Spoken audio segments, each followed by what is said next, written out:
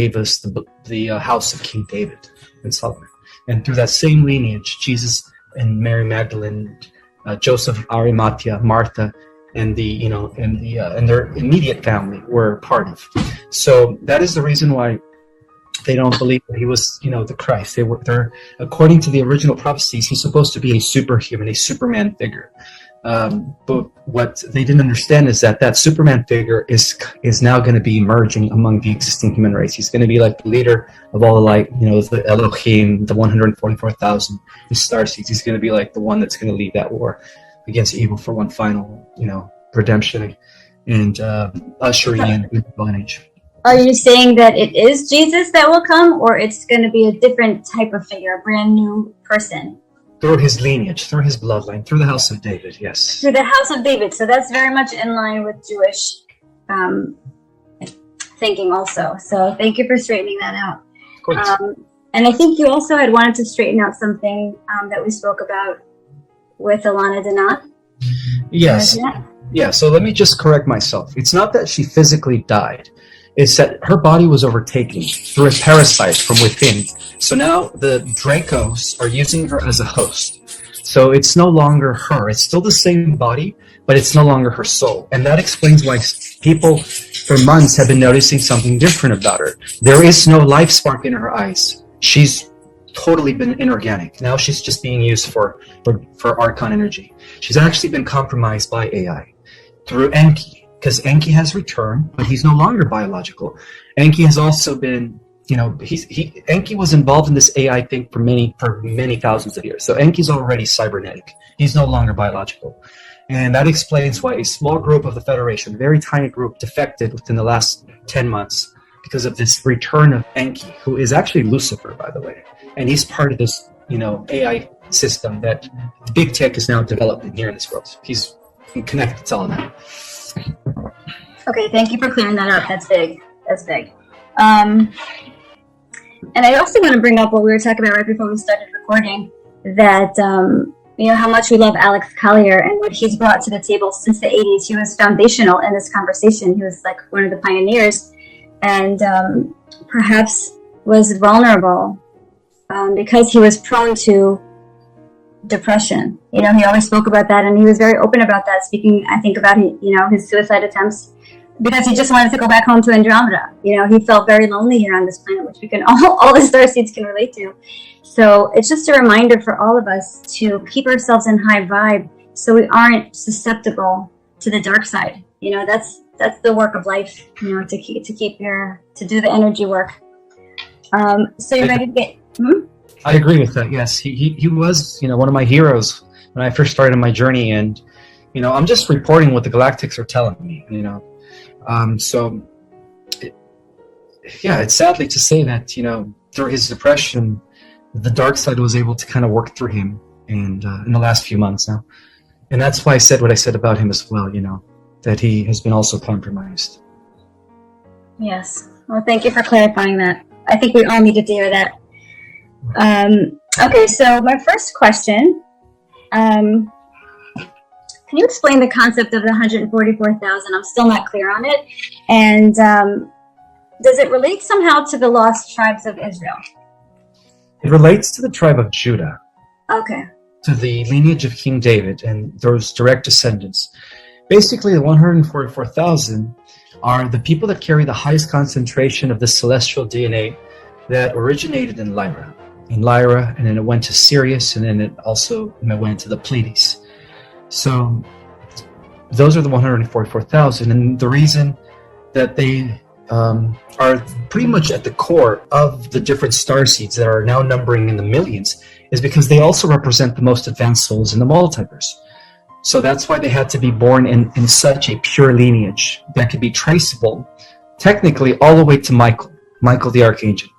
The 144,000 are his descendants. They are the descendant warriors that have volunteered to help bring this earth into the age of light, into the age of Messiah. That's such an interesting way to think about it, that it's the tribe of Judah. Wow. So the people who are not in the 144,000, they'll still have an important role as well. Yeah, because there's 12 tribes of Israel. That's just the tribe of Judah. We still have the tribe of Naphtali, Benjamin, Issachar, and the other ones. So everyone else that is a starseed comes from those. We are Israel. The starseed nation is all 12 tribes combined and now coming together as one tribe, as prophesied about. That's why God divided us during the times of Babel, and now he's reuniting us here through America. This is beautiful. This is beautiful. Oh, and I heard that America... I heard this. I corrected this with a friend who told me that America will turn into Israel, but Jerusalem will become the country of Israel. Does that make any sense to you? Like, the whole Israel now will become the capital of the New Jerusalem. What do you think of that? Yeah, it makes perfect sense because according to my research and as I revealed in my book, when the world structure reconfigurates into this new world structure called the Federated Regions, which I talk about in my book. There's 22 of them.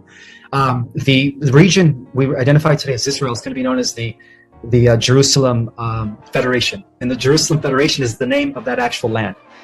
But yeah, at the same time, America is going to be leading the way for freedom. It's going to be, in a sense, the way shower for the rest of the planet to follow into this new age of light and beauty and justice. I love that. It's like the marriage of everything good in my world. America and Israel coming together is the best. Because Israel for the longest time has been under the control of the Rothschilds and the fake Zionists and the Khazarians that are posing as Jews, but they're really not Jews. They are Babylon. All the elite families are Babylon. Their great ancestor, great, going back to generations back, is Nimrod and Nebuchadnezzar, not Abraham. Those are two different opposing lineages that have always been warring. Right, and it's so confusing for us nowadays because they cry anti-Semitism because they're hiding within our religion.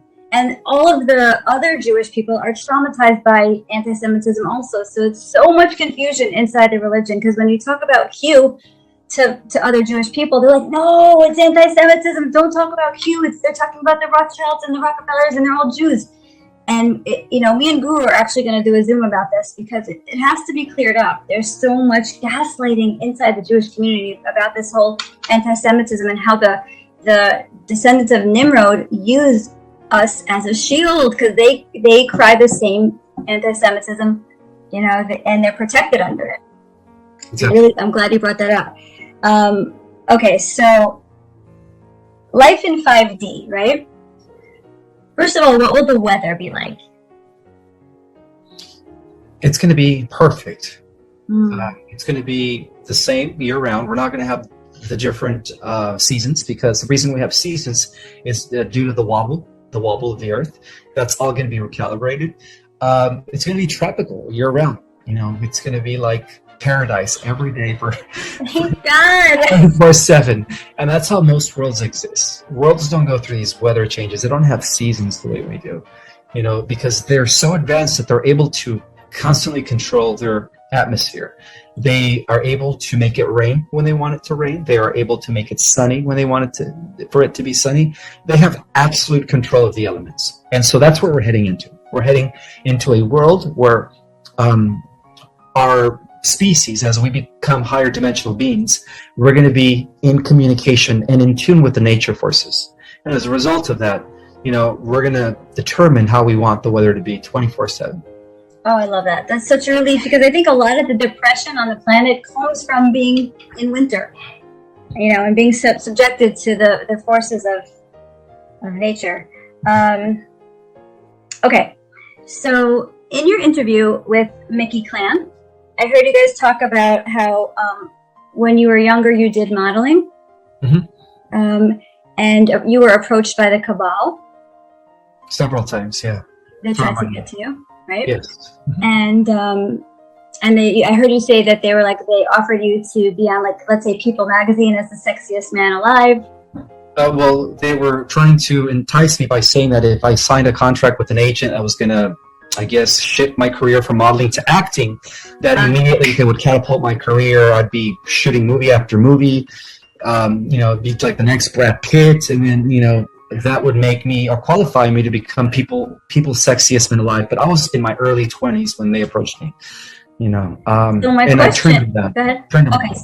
You turned them down. So my question really for you, I'm always interested in the layer underneath, like the psychological reasons people do things. So we know about you from your interviews that you didn't grow up with a father, that your mom died when you were 16. Right. So you didn't have an easy childhood, and you felt different your whole childhood. So I want to understand psychologically how you were so strong in those moments and how you weren't seduced by the cabal, whereas let's say Brad Pitt was, or all the other celebrities that were. What made you in those moments withstand the temptation? Well, the cabal didn't approach me until I was already in my early 20s. So when I was a teenager, I just, honestly, my form of escapism was going to the local library and just reading for hours. Yeah, I've always been addicted to information since I was a kid.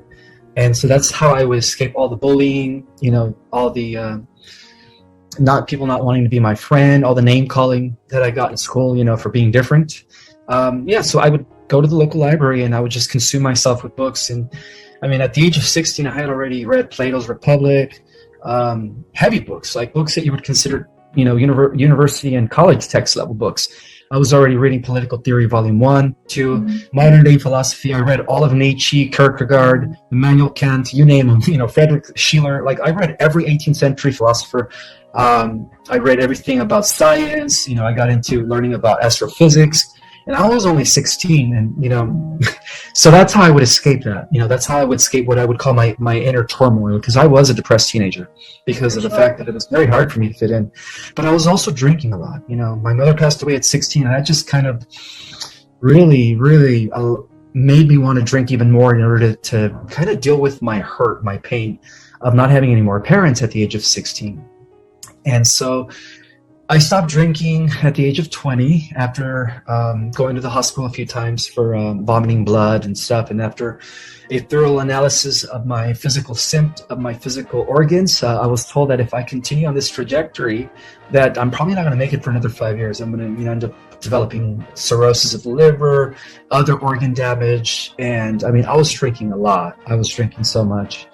From the moment I got up in the morning, I started, drinking to the time I went to sleep at night. So I was drinking all throughout the day. I was always drunk.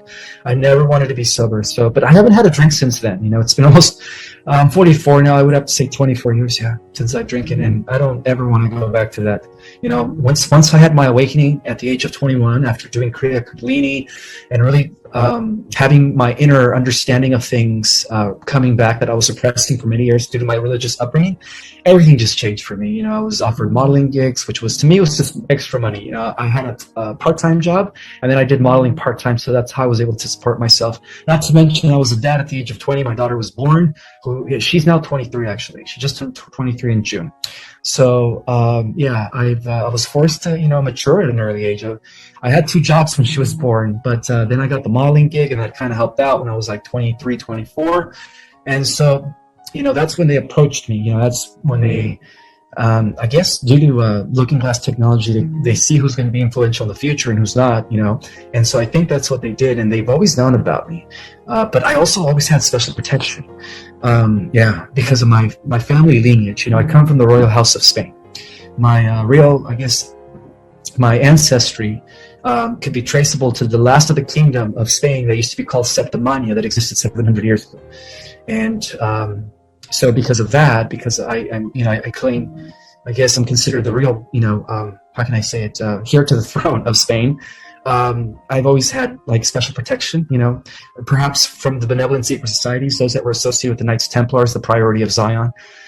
So my whole ancestry has always been protected. That's what I've been informed, and that's the reason why the Illuminati only approached me to try to seduce me, but they knew that they couldn't really directly do anything wrong. They could only try to convert me.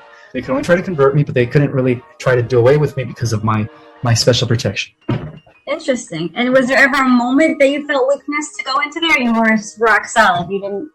Oh, my intuition smelled a rat from the moment that guy walked into the Starbucks, and I was sitting there, and he looked pretty wicked. He looked like one of those cats from Harry Potter. That evil guy that has that pale skin with the black eyes, and he's like a dark evil sorcerer. I forget his name, but he's the villain of Harry Potter. He's the guy with the long hair. Yes. He looked just like him. I said to myself, wow, I could see where they get these characters to play these roles in these movies.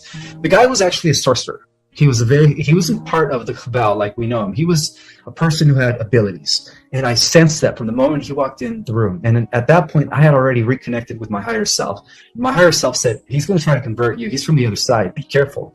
So he came up to me and he says, we know who you are. He says, we understand how powerful you are, but we have a proposition for you. If you join us, this is what we could do for you.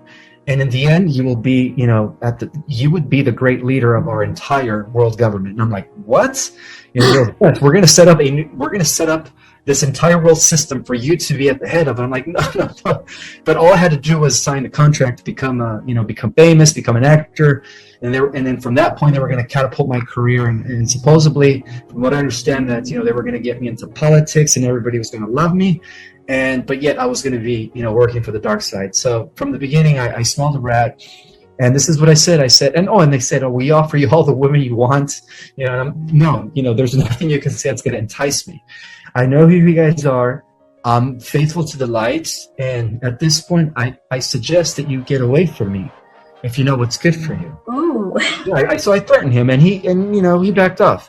He backed off because at the same time I had Michael the Archangel to the right, I had Gabriel to the left, and I had Master Sanat Kumura right in front of me. And Sanat Kumura, I mean, he's the solar logos. You don't want to fuck with him, you know what I mean? Or mess with him. Sorry for the language. No, that's appropriate. That's amazing that you said that, because that's actually the prayer that we say right before we go to bed. We have Michael on the right and Gabriel on the left. So that's amazing that you actually had that in that moment.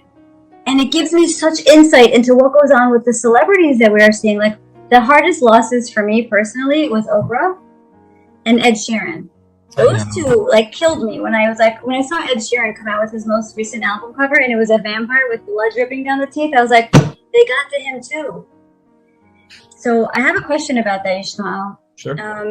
Is it possible that what we're seeing now with Oprah and Ed Sheeran and a lot of these people, Brad Pitt, that's the clone of them, and the real them is somewhere being in a prison underground somewhere waiting to be freed? Is it possible that they're still good somewhere and they've just been cloned? Very possible. Yeah. In fact, all the politicians that are working for the deep state and most of the celebrities have been cloned. They all have doubles and triples and quadruples. And the real ones? Where are the real ones? Well, due to the house cleansing that's been taking place in the last 6 years, thanks to the QAnon military operation, they have been taken to Guantanamo Bay. And so they're waiting there. They're actually going to be facing tribunals pretty soon. And that's going to happen right when EBS kicks in. It's going to be worldwide, where everyone's going to be witnessing, these people and how they were partaking in the crimes against humanity. Because Oprah was also on the Epstein list. I don't know if you know that. She went to that island several times. And, you could only imagine how that could be so real because of the fact that she herself was molested when she was a little girl. So You're so right. Exactly. So maybe it's just something that she didn't heal, and so she wanted to also commit that, as to why she went to the island a few times. That's so interesting. So there is a moment in all of their lives that they sold their souls. Absolutely. Yeah. Wow. That's crazy. And the Cabal understood that these people had ingratiated themselves into our hearts, so they used them for their agenda, for their mouthpieces. Can I ask what jobs you've had in the 3D world? Sure. Well, when I first started my job at the age of 19, after finding out that I was going to have a baby, my very first job ever was at Babies R Us, the retail department. I used to sell strollers and, cribs and stuff, car seats, and it was pretty simple. It was just retail, just customer service, right? After that, I went to work for a company that was building airplane parts. So it was like industrial warehouse type work. And then after that, I became a 411 operator. So when people call for directory assistance, I was one of those guys that would answer and say, how can I help you? And then after that, I did construction for about 6 months. As an apprentice, I'm not very hands-on. I'm more cerebral than I am physical. So that didn't work out for me. And then after that, I got into a marketing and advertising company. And that's what I did for 15 years. Yeah, that's what I did for 15 years as a full-time job. So, that's pretty much it. Yeah. Are you still doing that job? Occasionally, here and there. I'm mainly focusing now on my book. I'm writing a new chapter as I do a a new edit and a new edition. And I'm also teaching online courses. I think I'm booked till November now. So I'm just putting most of my energy in that, which is my passion now, is educating people on the higher knowledge in preparation for the ascension. And also it helps activate a lot of people, and they have been. I've likely been receiving, and I'm so humble about this because it makes me feel so good when people DM me and said, Ishmael, I've been watching your interviews, I've been reading your book. I just wanted to say that you activated something in me. My life is different. I see things from a higher perspective. Thank you so much. And that brings joy and tears to me. I get so many people saying that. I love it. It makes me really, it just makes me realize that I'm having a positive impact on the world right now. And that time sometimes gets a little emotional for me, So I do cry. I don't let my feelings in. Sometimes tears of joy come out when I receive these messages. I totally understand. It's the highest feeling of fulfillment. When I make my little videos before I go to my 3D job, and when I get comments on my YouTube videos and people are connecting with me in the spiritual language, I so get what you're saying. It's like I'm doing what I came here to do, and it's the most fulfilling. You could cry from it, so I get that. What are your thoughts on circumcision? Well, I never really thought about that, but based on what I've read, it was done in order to minimize the pleasure a male gets. Am I correct or not? I mean, this is a hot topic in a lot of Jewish people came forward asking me because we're so confused now because Judaism has been infiltrated and there is so much satanic infiltration. So we know that Abraham and God made a pact with circumcision, like that was their sign with each other. And then Ishmael in the Bible got circumcised also because he was the son of Abraham as well. So my heart tells me that circumcision is something beautiful. I just wanted to hear your thoughts, though. It all depends on perspective, because I guess the whole intention behind that was to keep the men's genitalia cleaner for the women. Because when that extra skin is there, it kind of causes bacteria to grow. But when that extra skin is gone, you don't grow as much bacteria and germs. So I would have to say that it has to do with being more of a hygiene type of purpose. Keeping yourself cleaner down there and stuff for a man. And not spiritual. There's no spiritual aspect to that There could be, because cleanliness is godliness, right? When a person has less bacteria in their body, especially in their genitalia, that's like a sacred organ, by the way. Yes. When people do have intercourse, it's a sacred union of an energy exchange taking place between two divine beings, especially if they're starseeds. That's like, it's so much powerful when a starseed comes together in a divine union like that. I mean, if they only knew, that how positively it's affecting the entire universe through the energies that they release. It's actually producing the spin in the galaxy. When all the different species, all the different humans in the galaxy are having intercourse, that actually produces an energy called orgon, which causes a more of a bigger spin in the galaxy, and then in turn that spins off new solar systems and new worlds. So it's it's something that's happening on every level of reality. Like we think it's just a physical thing, but little do we know that we're contributing to the life force that is constantly creating new worlds and terraforming new stars. So it's cosmic. It is cosmic. Yeah, it is cosmic. So the question on that is, how about the solo orgasm? The solar orgasm. The solo, like if a person is not with a partner. Any type of orgasm contributes to the spin of the galaxy because it's all connected through energy fields. So it's the energy that we release, which is such a wonderful energy. Of course, that's like the best feeling ever when somebody has that experience, whether it's self or with a partner. You're contributing to the overall life systems of what is called the orgon energy. That's why it's called orgasm, because orgon energy is what spins the galaxies into being. It allows new solar systems to come into formulation, new planets to spin and terraform. Yeah, it's all connected. Because we're taught, I think Christians are taught this, and Jews are definitely taught this, that if a man spills his seed, you're good? Yes, hold on one second. Sure. Thank you, Christian. My wife's nurse is coming in. I'm just letting you know she's in the bedroom. Sorry about that. Not at all. If we're not live, you can always edit this out. Absolutely. No, it keeps it real. I like it. Okay, cool. I like knowing you're a person. Okay. So the question was... My dog. Hold on. Athena, come here. Sorry about that. My dog's all over her. She's getting sneezed. Hi, Athena. Tell her to say hi. I will. She can hear you. That's my dog. Whenever you guys hear a chain rattling or something clicking, it's my dog.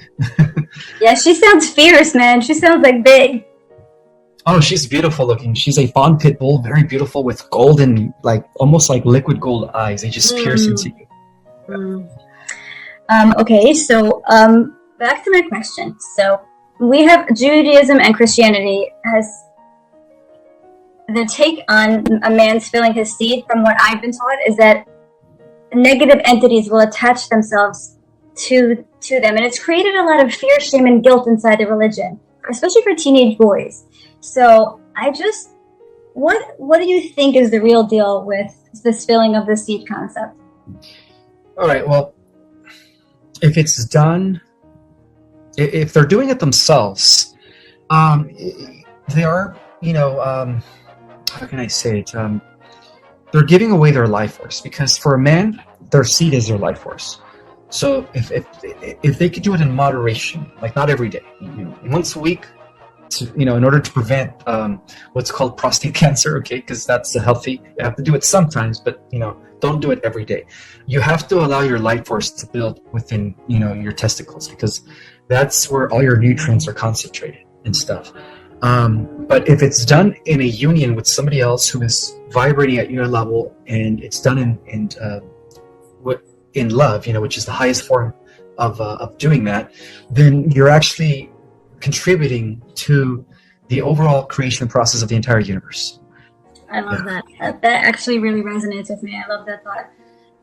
That brings me to a question that I got from so many people. People who, this time period that we're in of COVID made people realize just how different they were from their spouse. So people were asking me, if they're not on the same wavelength as their spouse, what's going to happen? Are they going to stay with this person? Is everything going to be like shifted around in terms of who you're going to be with? That was a big question that came up. No, because those that are not vibrating with these new frequencies of fifth dimensional energies are going to be shifting into a new timeline than those that are not. So we might see many people separating from each other that are not of equal vibration anymore. So this is what many prophecies call the harvest, right? The harvest is really about like where you're resonating with, depending on where you're resonating, that'll depend if whether you go in the, this timeline or that timeline. So there will be a bifurcation of timelines. And for those that are not vibrating anymore, because one is awakened and one is still programmed, they're eventually going to separate from each other. Well, it's going to translate in the physical world as a divorce, but eventually that's where it's all heading. Got you. What does marriage look like in the 5D? Is it still a contract that you sign with each other? What's marriage going to evolve into? And is it a monogamous, in the higher dimensions, is it a monogamous society? Only to the fifth dimension. The fourth and the fifth dimension, there's still monogamy. And it's not done by a judge or a priest or a pastor or some religious authority, because that's part of the old paradigm. That's part of organized religion. It's more of an understanding between two souls coming together in divine union. So that's what marriage is in the fourth and fifth dimensional worlds or civilizations out there.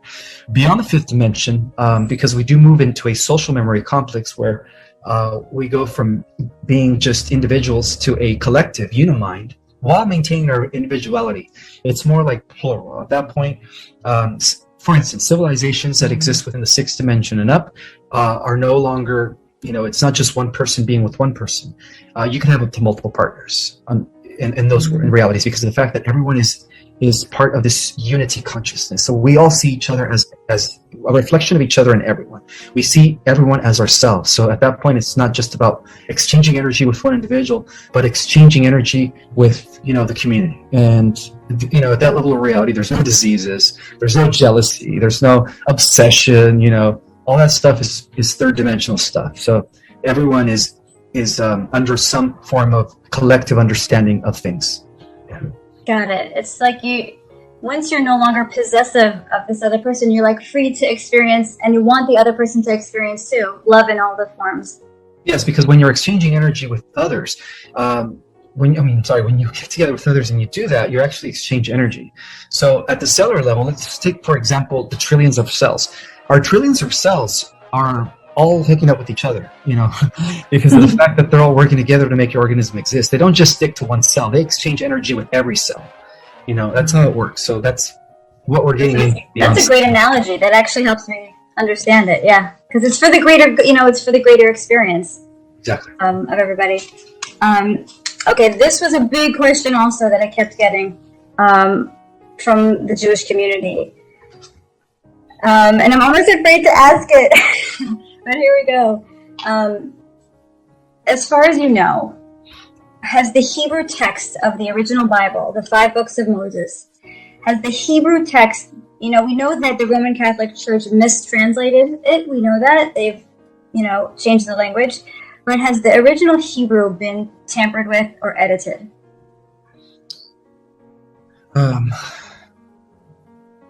Yes, because Babylon's been controlling this world for a few thousand years. So they always put their 2 cents in everything. They always taint everything in order to suit their agenda. But the first 5 books in the Bible are probably the most important books. That is the foundation of our Judeo-Christian tradition. And so I would have to say that the stories and the metaphors that were meant to help us understand the divine and our relationship to the divine are still there. So it's been written in different levels of understanding. So the dark side couldn't really mess with the metaphors. They just kind of edited different things, like for instance, the book of Enoch was taken away, the book of Jubilee was taken away, the book, all these other books that talked about the Nephilim in great detail, and when the giants roamed the earth, all those books were deleted because they were actually talking about our extraterrestrial connection, right? And so that's to give you an example of what they edited. But as far as like the principles and the teachings are still there in metaphor, and we just have to read it from a level of understanding that only we can understand, So. Yeah, no, that's a great answer. Thank you for that. The way I look at the Torah and the Bible is that I think that we learned a very 3D version of it, but I think that just like our DNA is going to come to life in a different way, I think the Torah will also. I think it's coded and encrypted, and there's so much more in it. And I think the letters themselves, the Hebrew letters, will come to life just the same way, that the double helix will come to life. And I think as we ascend, the Torah, the 5 books of Moses will ascend with us and be like the blueprint of our lives as it is now. Yes, it's all going to be restored, by the way. Good. No, yeah. Good. And that was the piece that was missing, Ishmael. Like this cosmic piece where I felt like kind of betrayed by my religion. Like no one was talking about the galaxies. So it makes me feel better that it was, actually taken from us. By the dark side, I can make peace with that now. What time we got?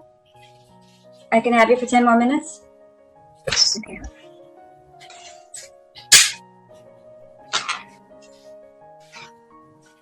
Okay, this is a big one also. Can you explain why transgenderism and homosexuality are such a strong part of the dark agenda? Because the whole purpose of coming into these lower dimensions and becoming male and female is so that we could exchange energies. How can I say, the genitalia? There is a reason why it's designed the way it is. One goes inside the other because that acts like a connecting point. It's a connection of chakras generating energy between 2 individuals, and so it's very hard to do that when you are involved with a partner of the same sex. At that point, it's just more about physical sensation than spiritual gratification or spiritual. How can I explain it? The best way to explain it is, the original creation was men and women, and so the agenda of transvestites and, promoting homosexuality in a way, I don't have anything about homosexuality. My daughter's gay, by the way. She's involved with her partner who she wants to marry one day. But it's when they push it, and then when they're trying to confuse people about their gender, that's when it becomes evil. That's when it becomes really evil. So I honor free will. I don't have anything against the homosexual community. But what I do have a beef with is the fact that the cabal is pushing, this idea of changing your sex. That to me is Satanism. When a guy changes his sex to a female, that's completely dark and Satanism. When a female wants to become a guy, it's because you're not happy with the way God created you. God created you like that for a reason. So yeah, that's the way I see it. That's such a great answer. That was such a great answer. Thank you for that. And it's the way I see it, to expand on what you said, is that they're just trying to keep us in low vibe, trying to keep the vibration as low as possible. So we don't do this ascension thing. So I think that's their overall aim with everything that's in the woke culture. Absolutely. Okay, so I'm going to end with this thought. It's not really a question, but more of a thought. That I've always looked at the sunset or at clouds and things in nature, and I was like never satisfied with just looking at things. I was like, I want to be that. I want to be the sunset. I want to be the cloud. And then I heard you in an interview say that we will get to a time after, I think, the 12th dimension, where we will be the sunset. We will be the cloud. And that was such a comfort to my soul to know that my energy will be that beautiful thing, because looking at it was never enough for me. Do you know what I'm saying? Yes, that is so true. Planets, elements, galaxies, universes, they were once human, just like we were. So as we expand and evolve in dimensions, we also expand our consciousness. And as we become part of this social memory complex with others of like-minded souls, then we become a collection of souls and a collection of consciousness. And that's when we decide to become the consciousness of a planet together.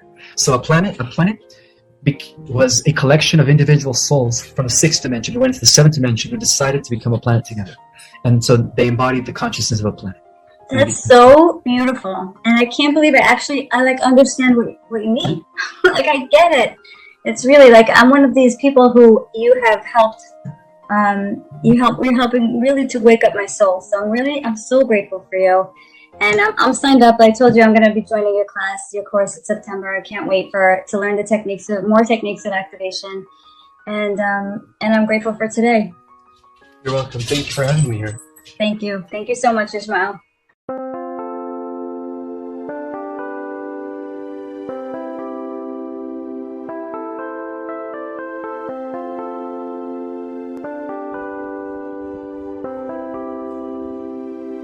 Chẳng thể quên khi cơn mưa đêm lại về. Em nơi quên lời thề và ta như đông chìm sâu. Không cần mơ em anh nhận màu. Em chỉ cần mơ nó bye bye. Chỉ còn là những cơn mưa vô giá. Cho bên mơ em không mơ ai. Anh một đêm mơ.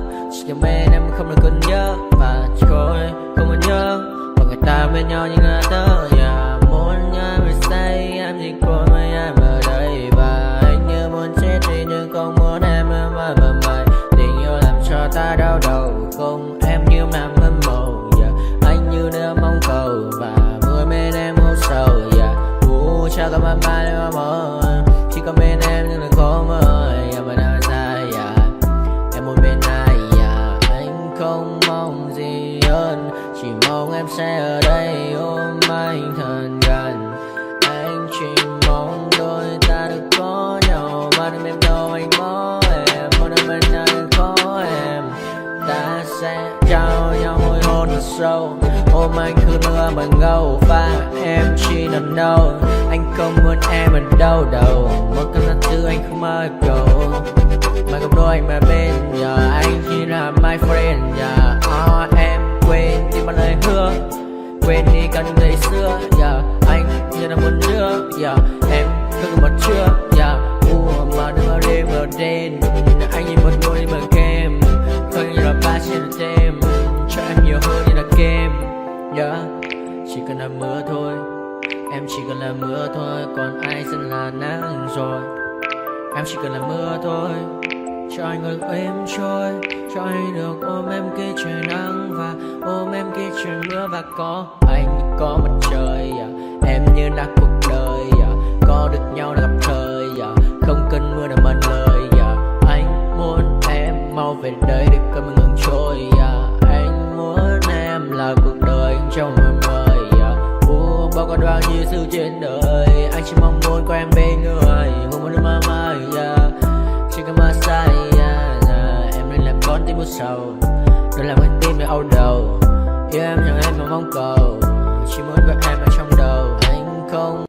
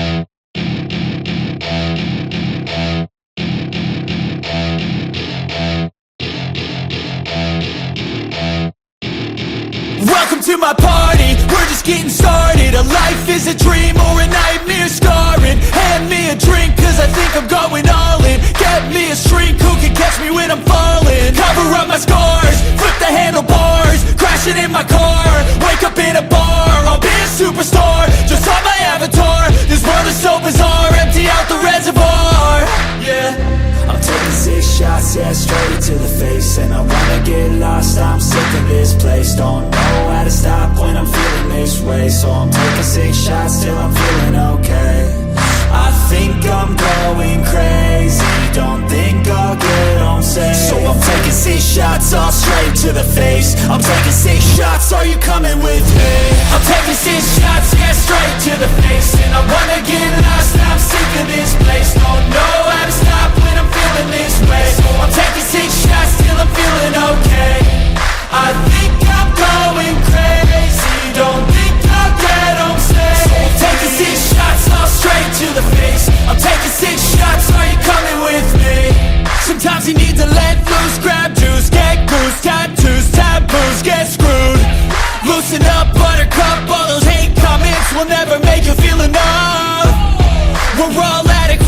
graduates, hearts full of calluses, but we know calculus. Damn, ain't that fabulous. Can't wait to apply all those mathematicus. But we can't get a job that pays us enough. I'm about to pop up